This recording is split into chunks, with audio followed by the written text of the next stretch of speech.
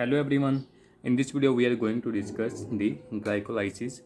We will discuss glycolysis in basically two videos. In first video we will discuss the reactions of glycolysis, and then in the next video we will discuss the regulation in detail. So first of all, we should know that what is the glycolysis. Glycolysis is actually breakdown of glucose into the pyruvate. In glycolysis, glucose, one molecule of glucose is converted into two molecules of pyruvate. And what is the net production of energy in glycolysis? In glycolysis, 2 ADP are consumed, 2 ADP are consumed and 2 ATP are produced.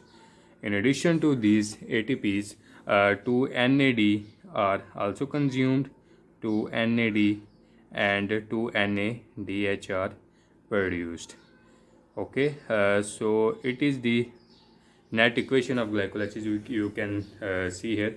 And the glycolysis is divided basically into two phases. One is preparatory phase and one is preparatory phase of glycolysis, and second one is payoff phase of glycolysis.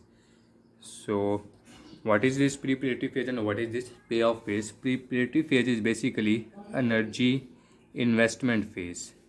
Preparatory phase is energy investment phase, while payoff phase is energy generation phase.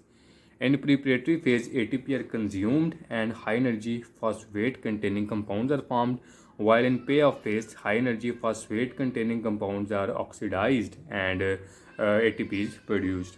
So what happens basically in preparatory phase, 2 ATP are consumed, while in payoff phase 4 ATPs are generated. So net production of ATP in glycolysis is 4 minus 2 is equal to 2 ATPs. Now we move towards the reaction of glycolysis. Glycolysis begins with entry of glucose inside the cells. So what happens? Glucose comes and crosses the cell membrane and enters inside the cell. Then it is converted into glucose 6-phosphate.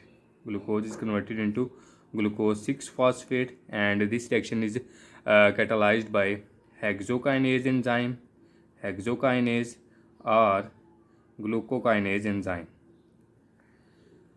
And basically 1 ATP is used in this reaction, and the phosphate of this ATP is attached to glucose and it is converted to glucose 6-phosphate. When glucose is converted to glucose 6-phosphate, it cannot move back from inside to outside the cell and it is trapped inside the cell.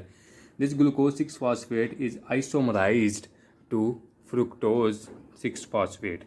This glucose 6-phosphate is eventually converted into fructose 6-phosphate, and this reaction is catalyzed by phosphoglucose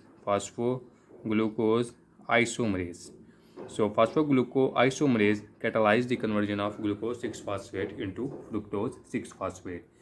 In the next step, the fructose 6-phosphate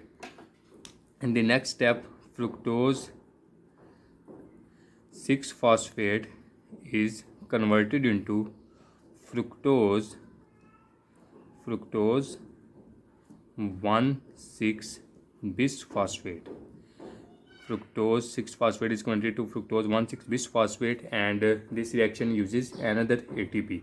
So one more ATP is used and ADP is released, and this reaction is catalyzed by phosphofructokinase 1 enzyme. So it is the third reaction of glycolysis. And then this fructose 1,6-bisphosphate, it is cleaved into the two products. It is cleaved into two products. One is glyceraldehyde 3-phosphate, and other is dihydroxyacetone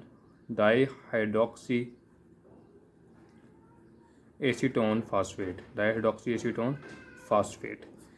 And these two products are interchangeable. They are converted into each other, and this reaction, their interconversion is catalyzed by triose phosphate isomerase enzyme. So what happened? Fructose 6-phosphate is converted to fructose 1,6-bisphosphate, and fructose 1,6-bisphosphate is converted into glyceraldehyde 3-phosphate and dihydroxyacetone phosphate. And these two products are interchangeable, and their interconversion is catalyzed by triose phosphate isomerase enzyme. And the cleavage of fructose 1,6-bisphosphate is catalyzed by aldolase enzyme. So in order to continue the reaction of glycolysis, dihydroxyacetone phosphate is also converted into glyceraldehyde 3-phosphate, as only glyceraldehyde 3-phosphate can proceed in the reaction of glycolysis. So what happens next here? This glyceraldehyde 3-phosphate combines with inorganic phosphate and NAD, and it is converted into 1,3-bisphosphoglycerate. And in this reaction, inorganic phosphate combines with glyceraldehyde 3-phosphate, and high energy phosphate bond is created in this compound 1,3-bisphosphoglycerate, and hydrogen atoms are donated into NAD, and it is converted into NADH plus H. And this reaction is catalyzed by enzyme glyceraldehyde 3-phosphate dehydrogenase. Glyceraldehyde 3-phosphate dehydrogenase catalyzes this reaction, and it is characterized as the first oxidation reduction reaction, as in this reaction 2 hydrogens are removed from this compound and are donated to this, and it is getting oxidized and it is getting reduced. So it is the first oxidation reduction reaction of glycolysis. And this 1,3-bisphosphoglycerate is high energy phosphate compound produced in this reaction. So till the production of these initial steps, the initial step in which ATP was being consumed, these were the reaction of preparatory phase. As in this reaction, high energy compound or ATP was being used. In the upcoming reaction, ATP will be generated, and they are regarded as the payoff phase of glycolysis. So now we move toward the next reaction of glycolysis. So what happens next? In the upcoming reaction, this 1,3-bisphosphoglycerate, it is converted into 3-phosphoglycerate. 1,3-bisphosphoglycerate is converted into 3-phosphoglycerate, and in this reaction 1 phosphate is removed from 1,3-bisphosphoglycerate. So in this reaction, ATP is generated. ADP is converted into ATP, and this reaction is catalyzed by phosphoglycerate kinase. Phosphoglycerate kinase enzyme catalyzes the conversion of 1,3-bisphosphoglycerate into 3-phosphoglycerate. This 3-phosphoglycerate is isomerized into 2-phosphoglycerate, and this is catalyzed by isomerase or mutase enzyme, and 2-phosphoglycerate, it is converted into phosphoenol. Pyruvate, and in this reaction a molecule of water is removed, and this reaction is catalyzed by enolase enzyme, and this phosphoenol pyruvate is ultimately converted into pyruvate. And in this step one more ATP is generated. ADP comes here and ATP is released, and it is catalyzed by pyruvate kinase enzyme.